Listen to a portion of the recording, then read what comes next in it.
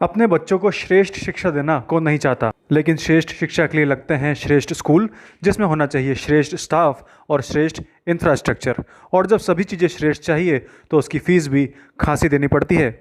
ऐसे में यदि नगर के सबसे बड़े प्राइवेट स्कूल्स में से एक अपने बच्चों की 3 महीने की स्कूल फीस यदि माफ़ कर देता है तो निश्चित तौर पर कोरोना महामारी के इस विषम काल में यह एक बहुत बड़ा योगदान है। जो निम्न मध्यम वर्गीय है वो अपनी बात कहीं जाकर कह भी नहीं सकते।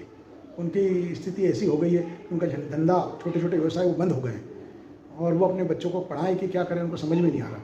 तो इस दृष्टि से लगभग हमने एक सूची बनाई है। हमारे 4 विद्यालय हैं, केशव इंटरनेशनल, केशव विद्यापीठ, शारदा विद्या मंदिर अंग्रेजी माध्यम, शारदा विद्या मंदिर हिंदी माध्यम। इन 4 विद्यालयों के लगभग 550 बच्चे हैं।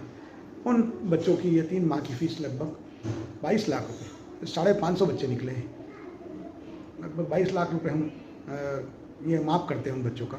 इस एक्सक्लूसिव इंटरव्यू के दौरान 2 बड़ी अहम बातें निकल कर आई। पहली तो ये कि झाबुआ में संचालित कई सारे ऐसे प्राइवेट स्कूल्स हैं जो आरटीई के अंतर्गत 25% आरक्षित बच्चों को दाखिला नहीं देते, और दूसरी ये कि स्कूल एडमिनिस्ट्रेशन के इस बड़े फैसले को संभल देते हुए स्कूल का स्टाफ भी आगे आया और आने वाले 3 महीनों में अपनी सैलरी का आधा हिस्सा स्कूल एडमिनिस्ट्रेशन के फीस माफ़ी के फैसले में समर्पित किया।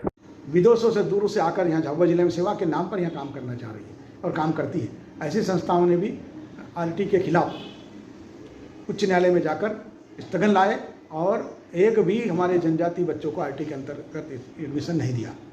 ये कैसे सेवा करते हैं मुझे समझ में नहीं आता। और ये बड़े बड़े विद्यालय हैं, इनके यहाँ पर भी कोई आरटी के नाम से एडमिशन नहीं होता, परंतु हम 2014 से गांव-गांव में बच्चों का सर्वे करके उन बच्चों को एडमिशन देते हैं, उनको पढ़ाते हैं। एक और बात बता दूँ, इन संस्थाओं में पढ़ाने वाले शिक्षक वो बड़े आदरणीय हैं, पूजनीय हैं।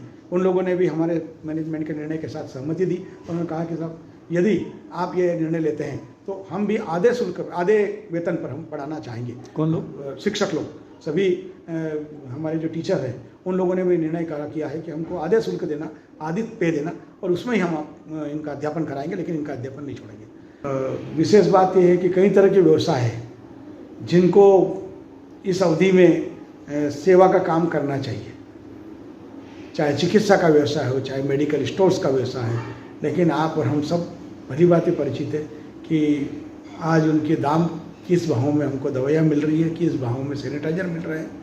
और वो संस्थाएं जिनके बड़े बड़े गार्डन होते हैं, बड़े बड़े साधन होते हैं, वे सब भी लाखों करोड़ रुपए का भोजन और उसके नाम से व्यवसाय कर रहे हैं। लेकिन ऐसे समय में हम विचलित नहीं हुए और हम उनके लिए, उन बच्चों का हमने ख्याल रखा है और उन शिक्षकों ने भी हमारा साथ दिया है। ये सब गर्व की बात है।